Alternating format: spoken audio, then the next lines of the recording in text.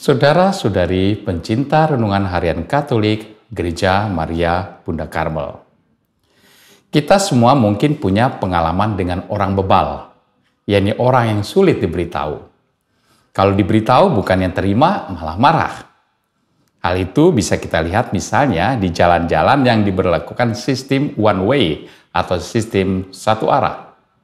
Kita bisa melihat bagaimana para pengendara sepeda motor mengendari sepedanya berlawanan arah dengan kendaraan lain, hanya demi jarak yang mereka pikir lebih singkat dibandingkan jika mereka mengikuti aturan satu arah. Jika ada seorang saja yang memperingatkan mereka atau menghalangi mereka, mereka marah dan mencaci maki. Bagaimana kalau terjadi kecelakaan karena ulah mereka sendiri? Mereka dengan enteng menjawab, sudah takdir. Sungguh bebal. Ternyata orang bebal itu juga ada dalam orang-orang yang dekat dengan Yesus. Dalam Injil hari ini kita mendengar kisah kebebalan mereka. Dikisahkan para murid lupa membawa roti dalam perjalanan mereka. Mereka hanya membawa satu buah roti saja. Yesus tentu tidak mengetahuinya. Dalam perjalanan itu Yesus memberi nasihat kepada mereka, berjaga-jaga dan awaslah terhadap ragi orang Farisi dan ragi Herodes. Tentu saja Yesus mau mengingatkan mereka karena mereka akan berjumpa dengan orang-orang Farisi dan orang-orang Herodes yang ahli dalam hal kitab suci dan tata cara hidup keagamaan. Karena rasa bersalah lupa tidak membawa roti, mereka menyangka Yesus sedang menyindir mereka atau memarahi mereka dengan halus. Karena itu mereka mulai bertengkar satu dengan yang lain, saling menyalahkan satu dengan yang lain. Karena pertengkaran mereka, Yesus akhirnya tahu bahwa mereka ribut mengenai roti yang lupa dibawa, ribut mengenai makanan. Setelah mengetahui pertengkaran mereka, Yesus menegur mereka sebagai orang yang degil. Mengapa Yesus marah kepada mereka? Yesus marah kepada mereka karena mereka terus-menerus berpikir tentang makanan. Pengajaran Yesus mengenai ragi orang Farisi dan ragi orang Herodes mereka lupakan hanya karena makanan. Padahal ragi orang Farisi dan orang Herodes pengaruhnya lebih buruk dari kekurangan makanan. Karena itu Yesus menegur mereka, mengapa kalian memperbincangkan soal tidak ada roti? Telah degilkah kamu? Telah degilkah hatimu? Kalian mempunyai mata, tidakkah kalian melihat? Dan kalian mempunyai telinga, tidakkah kalian mendengar?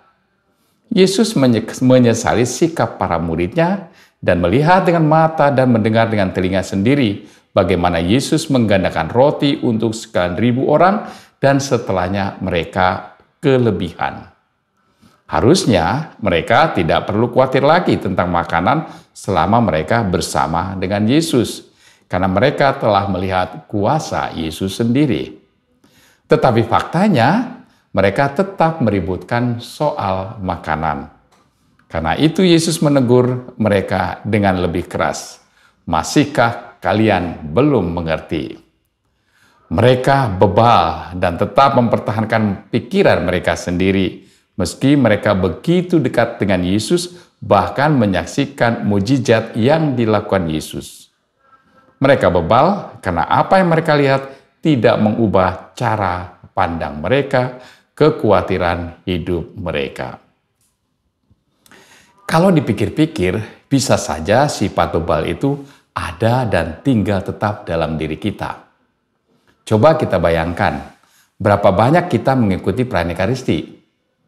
Berapa banyak bacaan dari kitab suci yang sudah kita dengar?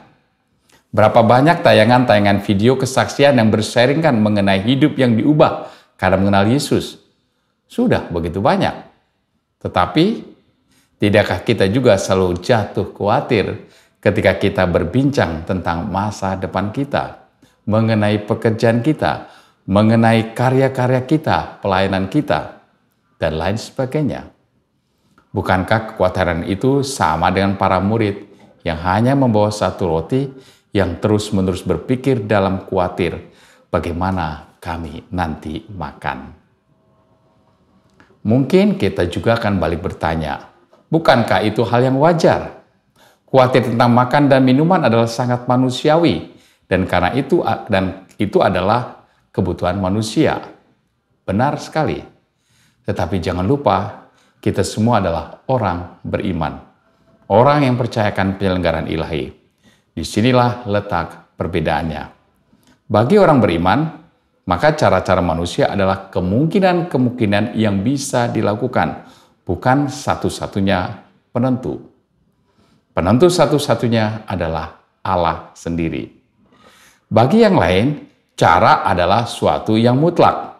Berhasil tidaknya suatu usaha adalah murni karena hasil upaya. Dengan demikian, jika kita mengaku orang percaya, maka percaya adalah hal yang utama. Apa yang dilakukan adalah upaya-upaya yang bisa kita lakukan. Dan hasilnya, Tuhan yang menentukan. Tuhan memberkati.